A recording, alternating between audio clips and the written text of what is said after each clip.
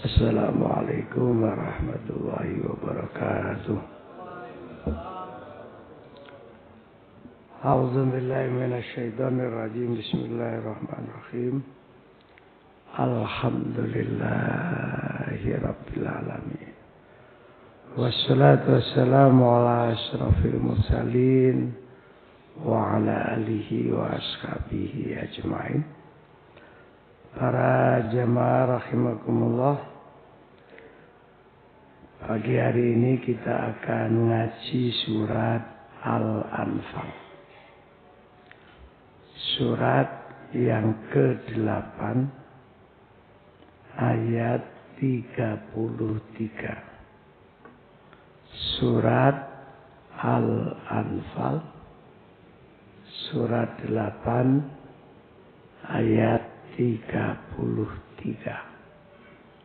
A'udzu billahi minasy syaithanir rajim. Wa ma kana Allahu liyu'adzibahum wa anta fihim. Wa ma kana Allahu mu'adzibahum wa hum yastaghfirun. Shadaqallahul adzim.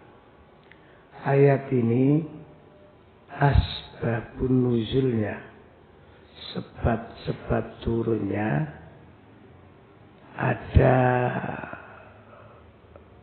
tokoh orang kafir Quraisy yang mendatangi Nabi dan mengatakan, Muhammad, apa betul kamu seorang utusan Tuhan?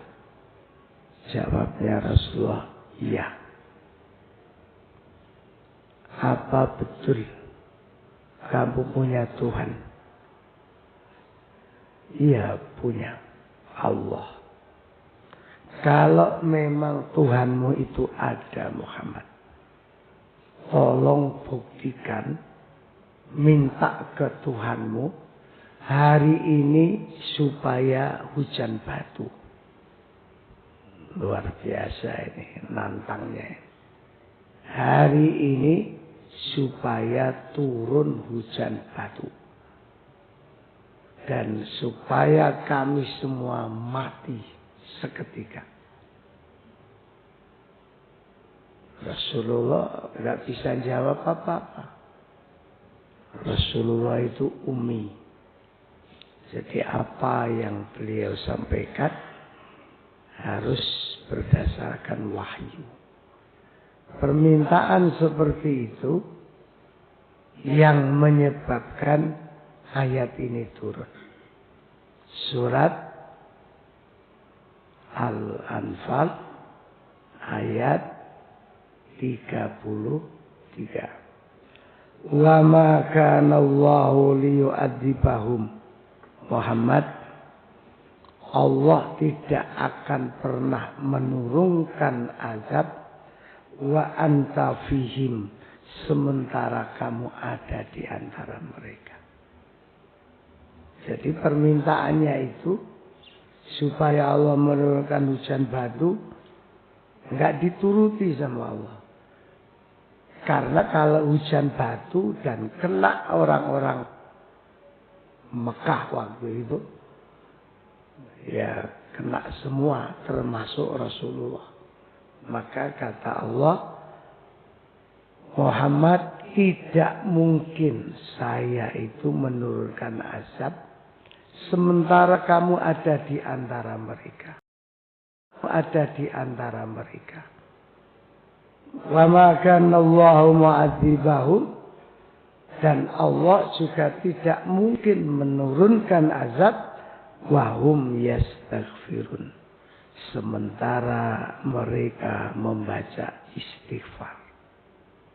Para jamaah rahimakumullah, menurut ayat 33 Al-Anfal, di antara sebab Allah tidak menurunkan azab karena kita bisa menghadirkan Rasulullah dalam kehidupan. Menghadirkan Nabi itu kalau dengan bahasa lisan membaca sholawat. Jadi orang yang senang membaca sholawat, maka hidupnya akan jauh dari azab. Ya sholawat apa saja. Seperti sampean tadi waktu tahiyat kan pasti baca sholawat. Ada seorang ulama namanya Syekh Imam Jum'ah, seorang mufti Mesir, mengatakan semua ibadah itu ada yang diterima, ada yang tidak diterima. Ya ibadah apa saja, sholat mungkin diterima, mungkin tidak diterima. Haji mungkin ada yang diterima, ada yang enggak diterima. Tapi ada ibadah yang pasti diterima, yaitu bacaan sholawat. Orang yang baca sholawat itu pasti diterima. Karena yang disebut adalah orang yang dicintai Allah. Innallaha wa malaikatahu yusholluna 'alan nabi. Ya ayyuhalladzina amanu shallu 'alaihi wa sallimu taslima. Jadi hebat sekali sholawat itu. Makanya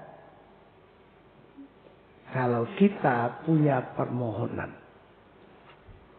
satu permohonan apa saja, sampai mungkin memohonnya itu sampai kakean lah.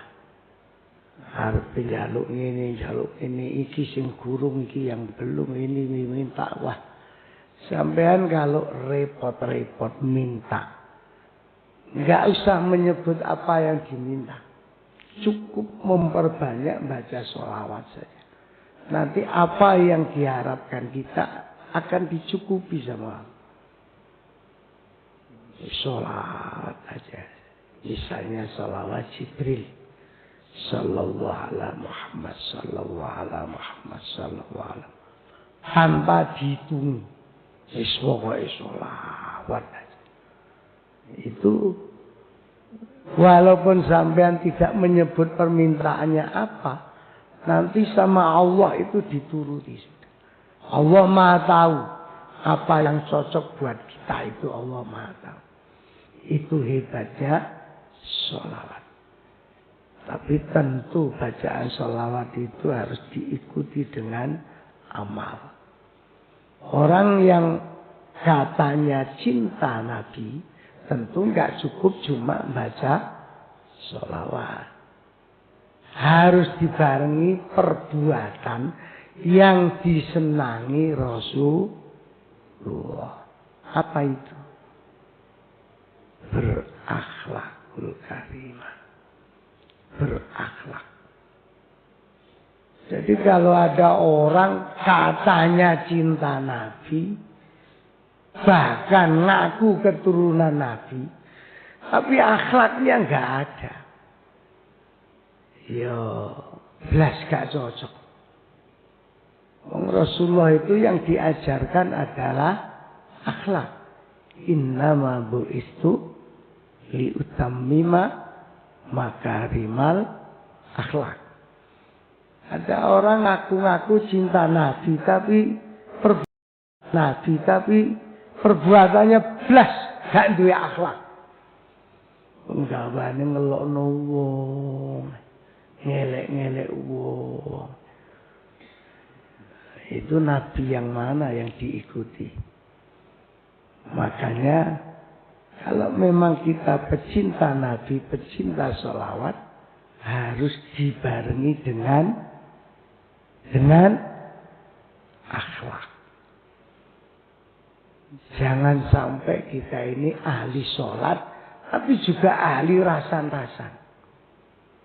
Jangan sampai kita ini ahli membaca Quran, tapi yo ahli ngelokno wong.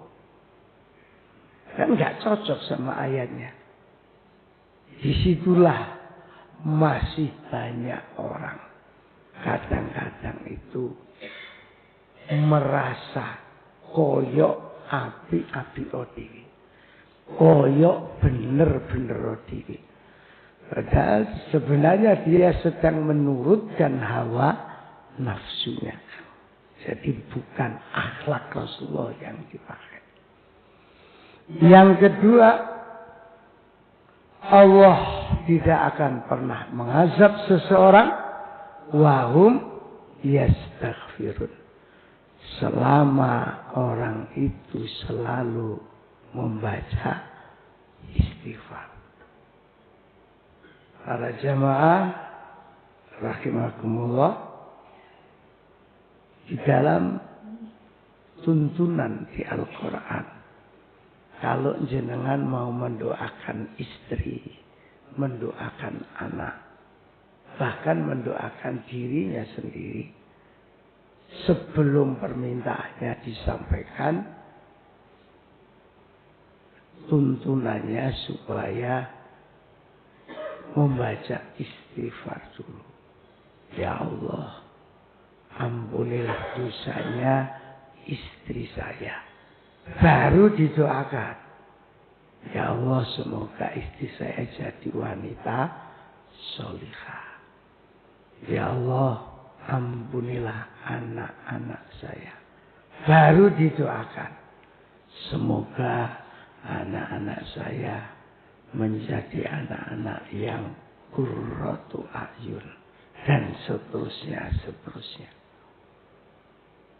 Mudah-mudahan kita termasuk orang yang senang membaca istighfar.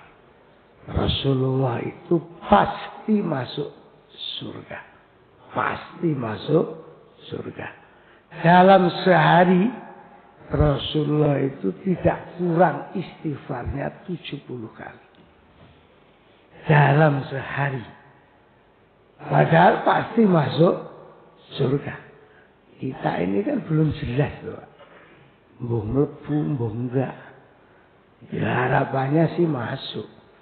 Tapi kan potongannya gak jelas. Itu aja kadang-kadang habis sholat ini baca istighfar. Yang telu sanggup. Astaghfirullahaladzim. Mulai. Gak sampai 30 lah. Kayak 10 wis. Astagfirullah. Padahal Rasulullah itu pasti masuk surga. Itu tidak kurang 70 istighfar. Makanya ya paling tidak ada 2 bacaan rutin lah. Yang pertama sholawat, yang kedua istighfar. Di dalam surat apa tadi? Al-Anfal ayat 33. Dirutinkan sholawat dan istighfar. Insyaallah kita akan selalu ditulungi oleh Allah. Ya mudah-mudahan ditulungi dari semua masalah, semua musibah. Sehingga keluarga selamat dunia akhir. Amin Allahumma amin. Karena sudah selamat ya sudah selesai ceramahnya. Sudah selamat. Ditutup kafaratul majlis. Bismillahirrahmanirrahim. Subhanakallahumma wa bihamdika asyhadu an la ilaha anta astaghfiruka wa atubu ilaik. Wassalamualaikum warahmatullahi wabarakatuh.